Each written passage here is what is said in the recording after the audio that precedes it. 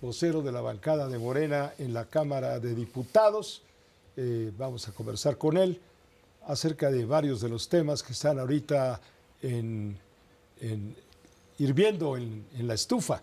Bienvenido, ¿cómo estás, Arturo? Pepe, me da mucho gusto verte, saludarte, saludar a la gente que nos escuche, que nos ve, por supuesto. Oscar, con gusto de verte siempre. Va la primera. ¿De qué crees que hablaron anoche en Palacio Nacional Ricardo Monreal, coordinador de los diputados, vamos, es tu jefe, y Adán Augusto, coordinador de los senadores, todavía en la Cámara de Senadores? ¿De qué crees que hayan hablado con la presidenta? No creo. Yo tuve la oportunidad de platicar con mi coordinador, con Ricardo Monreal, ¿no? Y también con la presidenta del movimiento. Y algunas de las cosas que estuvieron ellos viendo fue revisar la agenda legislativa. La agenda del periodo legislativo, es decir, ya empezamos con mucho ánimo el periodo ordinario de sesiones. Nuevamente le vamos a entrar con muchas ganas a corregir todo lo mal que hicieron los gobiernos neoliberales, Pepe, ni modo, hay que decirlo como es, pues, ¿no? Y a regresar a la Constitución, esta esencia maderista que nos robaron los gobiernos de Peña Nieto, de Felipe Calderón, que hicieron un montón de reformas constitucionales, pues, para entregar el Estado, ¿no? Y en ese orden de ideas, pues, nuevamente empieza una agenda legislativa. O sea, van a tener tarea en serio. Tarea en serio. A ver, hemos tenido tarea en serio. Primero viene la reforma electoral.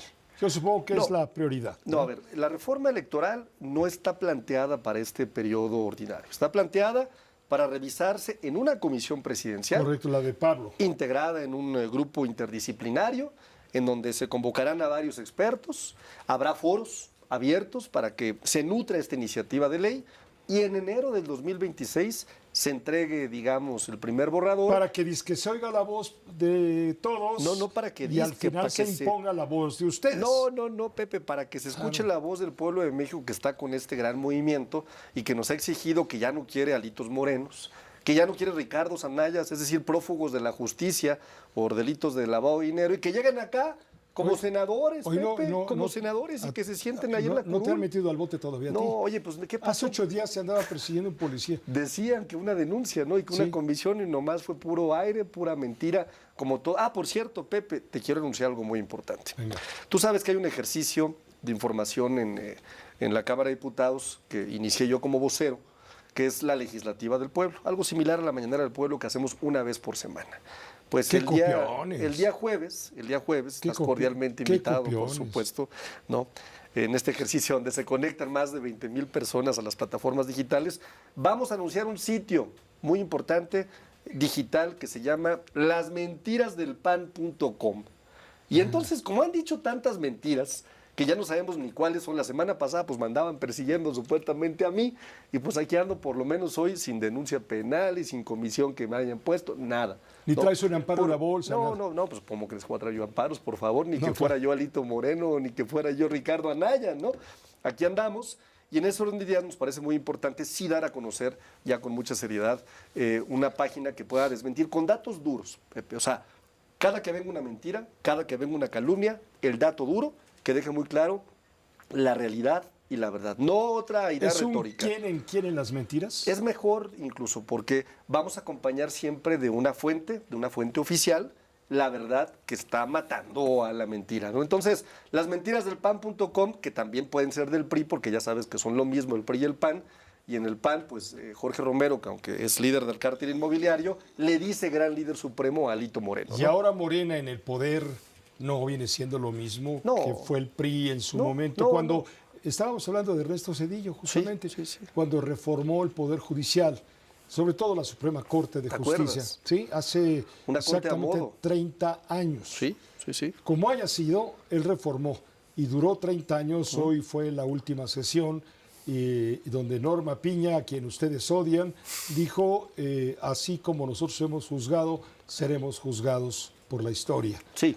Y termina una etapa muy importante en el poder judicial. Bueno, pues ahora vamos a ver, decía la Presidenta de la República, hombre, es que la justicia de antes solo beneficiaba a unos cuantos, ¿no? Pepe, estamos de fiesta, ya se van. Afortunadamente ya se van. Ya se van los que se reunían escondidas con Alito Moreno, como Norma Piña y Santiago Krill. Mira lo que ya dice, se van quienes protegían al poder económico. Lo que dice el gato oculto.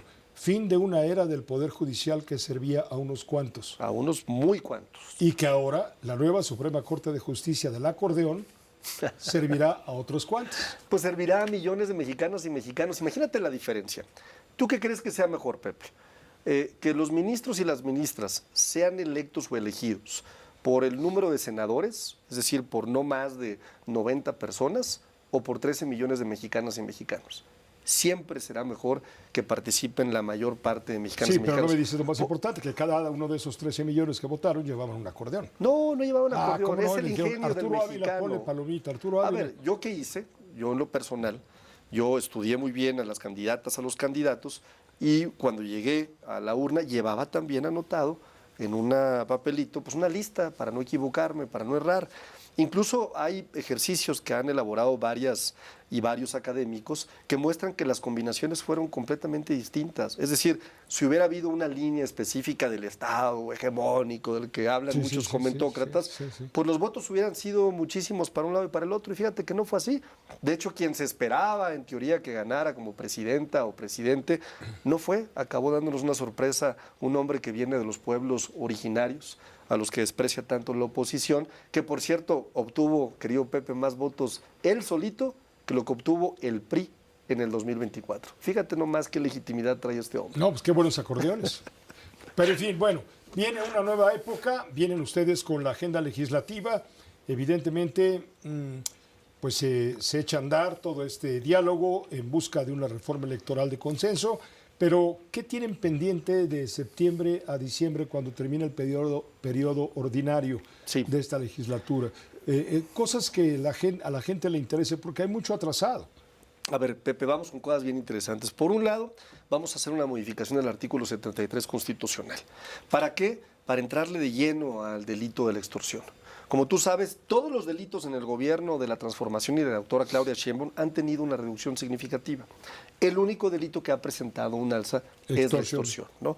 Entonces se presentó ya una estrategia muy clara de combate a la extorsión que va acompañada de ciertas acciones que está implementando la Secretaría de Seguridad Pública Ciudadana, pero también hay una modificación constitucional que eleva las penas, por supuesto, al delito de extorsión y que permite atender con más fortaleza y con más fuerza esta situación que, por supuesto, afecta a millones de mexicanas y de mexicanos. Así que eso será algo de lo que estaremos viendo. Otro tema importante pues es el paquete económico. Ya estamos en los tiempos del paquete económico, tendremos los criterios generales con fecha límite el 8 de septiembre, tendremos la ley de ingresos también, querido Pepe, antes del 20 de octubre, el presupuesto de egresos de la Federación que tendremos que revisar antes del 31 de octubre. Que es exclusivo de los diputados. Exclusivo de los diputados, el proyecto de egresos al 15 de noviembre y finalmente la Ley Federal de Derechos, que son los derechos que se cobran alrededor del paquete económico. También hay leyes muy importantes, por ejemplo, la del amparo. La del amparo que nos va a permitir atender temas tan importantes como evitar el abuso de los jueces en las suspensiones. Esto es un problema grave, ¿eh? Cualquiera de pronto suspendía una acción específica, criminales, gente que sí había cometido algún delito, o gente, por ejemplo, que se le congelaban las cuentas y que de pronto un amparo le permitía sacar su dinero, aun cuando eran responsables de la comisión de un delito, ¿no? Entonces sí viene una reforma a la ley de amparo importante que va a permitir también entrarle de lleno a temas como, por ejemplo... Se va a endurecer mucho con los jueces. A ver, había acciones que eran competencia exclusiva del Poder Ejecutivo, como esta de que prohibió la distribución de los libros de amparo en Aguascalientes, por ejemplo, ¿no? Oye, ¿cómo es posible que una acción del Ejecutivo pueda ser frenada por un juez? Es algo increíble. Hay algo que no acabo de entender. Se van a Estados Unidos 26 delincuentes criminales, algunos de ellos con más de 10 años en la prisión, como es el caso de la Tuta o el Queenie, en fin, todos ellos, y se van otros más bien recientes y muy peligrosos. Y dice Omar García Harfuch, se van porque estaban delinquiendo desde la prisión. Sí. Y esto es muy peligroso. Esto lo hacemos por razones de seguridad del Estado mexicano. Está diciendo al mismo tiempo que es incapaz de controlar el orden y la ley, de imponer la ley en los reclusorios nuestros. No, lo que está diciendo Mar García Harfuch es que venimos de una política que lamentablemente en el pasado, en la época del PRI y del PAN, nos dejó pues un desastre en materia de seguridad. Y efectivamente, los reclusorios federales, los reclusorios también estatales, se vuelven de pronto espacios en donde se puede llevar a cabo actividades ilícitas. Muchas de esas con competencia estatal, es decir, que no dependen de la competencia federal, y otras con competencia federal. Lo mejor y además en orden conseguir colaborando de forma recíproca, colaborando con el gobierno de Estados Unidos, fue la determinación no solamente de mandar estos 26, los 22 que se mandaron hace unos días y también el caso de Ovidio Guzmán. Y es curioso, ¿no? Porque mientras nosotros seguimos mandando delincuentes para allá, la oposición, que está perdida, que no tiene brújula, que está moralmente derrotada, nos acusa a nosotros de narcogobierno cuando los únicos narcogobiernos fueron ellos. Y si no, ¿por qué estaríamos mandando a todos estos delincuentes para allá, no? Pues porque no pueden con ellos, no, porque no pueden aquí, porque dicen ustedes que esos delincuentes son muy peligrosos. No, para nada. Y pues qué, pues ahí te lo mando, mano, te lo mando y además quedo bien contigo. Pero es curioso, ¿no? Porque cuando los mandamos, cuando están aquí, entonces, ¿por qué no los mandan? Estos delincuentes ya tenían desde hace muchos años, pendientes con la justicia de Estados Unidos. Y los tratados en materia internacional establecen claramente la posibilidad de que existan tratados de extradición para que donde se cometen los ilícitos puedan pagar por la comisión de estos ilícitos. Claro, bajo las condiciones del país de origen, es decir, claro, sin que exista pena de muerte, por ejemplo. Es ¿no? un caso, sí. En ese orden de ideas, estos 26 delincuentes todos tenían pendientes con la justicia de Estados Unidos. ¿Qué hicimos? Pero fueron extraditados, no fueron extraditados, fueron enviados. Hay un acuerdo. Fueron trasladados. Hay un acuerdo en donde hay facultades en los tratados que tenemos firmados con el gobierno de Estados Unidos para poder enviar este tipo de delincuentes. Sin necesidad de una extradición. Sí decía una extradición en algunos casos y en otros casos sí mediante una extradición. Entonces, ¿no le pueden aplicar la pena de muerte a Ismael Mayo Zambada? Pues no, en teoría los tratados internacionales. Los tratados internacionales señalan que aplican las leyes del país de origen o de la nacionalidad de origen del delincuente, ¿no? Al Mayo sí le pueden aplicar la pena de muerte. Pues habrá que ver, porque además eso también, no lo mandó el gobierno de México. Habrá que ver, porque no lo mandó el gobierno de México, como tú bien mencionas, y además ellos tienen órdenes ejecutivas en donde han denominado organizaciones terroristas también a estos delincuentes, ¿no? Entonces habría que analizarlo y seguir de cerca estos casos. Arturo Ávila, ¿por qué le echan la culpa a ustedes los de Morena al pasado, pero al pasado panista? Ya llevan 6 años y pico, casi 7 años en el poder. Porque llevamos 6 años llevamos 6 años dando... llevamos 6 años dando resultados. Y si no, para muestra basta un botón. Sí, las medicinas, por ejemplo, grandes resultados. 2019, por ejemplo. A partir de 2019, la tendencia a la baja de los homicidios dolosos llegó al punto máximo. 100 homicidios dolosos en 2019. Sí. El mes pasado alcanzamos el récord histórico. Oye, ¿es suficiente, Pepe? No, no es suficiente. No. Falta mucho por hacer, sí. Pero que estamos corrigiendo el desastre que nos dejaron el gobierno de Enrique Peña Nieto y el gobierno de Felipe Calderón, sin duda. Oye, me hablas tú de las medicinas, pues yo te hablo también de dónde está la pobreza, ¿no? Hemos logrado sacar de la pobreza 13.4 millones de mexicanas y mexicanos, a 1.7 millones de la pobreza extrema, lo que no logró Felipe Calderón, que aumentó en 3.8 millones la pobreza, y eso que él se decía que era el presidente del empleo, y lo que tampoco logró Enrique Peña Nieto, que aumentó la pobreza en 3.4 millones de personas, y eso que él también tenía una agenda supuestamente de favorecer a la gente que menos tenía. Lo que vimos es que fracasó el modelo neoliberal, se confirma que nuestro modelo sí funciona, y en el caso de la medicina, que es algo que ha estado utilizando la oposición y algunos comentócratas también, hay que decirlo con toda la fortaleza. Fíjate, en el último año de Enrique Peña Nieto, 3 empresas distribuyeron el 60% del total de los medicamentos. Era un nido de corrupción. Una aspirina de 17 pesos en una farmacia similar, la vendían en 450 pesos.